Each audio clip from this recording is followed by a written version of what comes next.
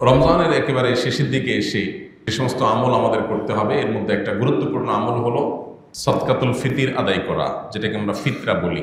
এই ফিতরার যে আয়োজন, এটা কেন? নবী করিম সাল্লাল্লাহু আলাইহি সাল্লাম বলেছেন ফিতরার দুটি লক্ষ্য। এর একটা হলো পুরো রমজান জুড়ে আমাদের যে সমস্ত ভুল ত্রুটি হয়, সিয়াম সাধনা করে ভুল, বিচ্যুতি, অনর্থক কাজ, অহেতুক কাজ, মিথ্যা কথা, এই কাজগুলো করা নিষিদ্ধ, বাট সেগুলো আমরা অনেকে আমাদের অজান্তে হয়তো করে ফেলেছি। তো ফিতরা দেওয়ার মাধ্যমে আমাদের সিয়ামকে, আমাদের রোজাকে মূলত রিফাইন করা হয়, এটাকে ফ্রেশ করা হয়, পরিচ্ছন্ন করা হয়। রোজার ফিল্টারিং সিস্টেম বলতে পারেন ফিতরাকে, যে ফিতরা দেওয়ার মাধ্যমে রোজা রেখে যে সমস্ত ভুল বুচ্ছিত হয়েছে সেগুলো আমরা কারেকশন করি, সেগুলোকে আল্লাহ তাআলা পরিচ্ছন্ন করে রোজাটাকে অ্যাকসেপ্টেবল করে নেন।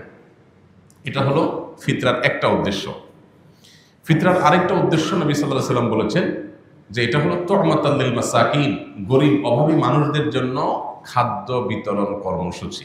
গোটা পৃথিবীতে ঈদের একটা দিন সারা বিশ্বের সমস্ত মুসলমানদের, সমস্ত অভাবী মানুষদের ঘরে যেন অন্তত একটা দিন খাবার পৌঁছে যায়, ইসলাম সেজন্য সে ব্যবস্থাপনা করেছে।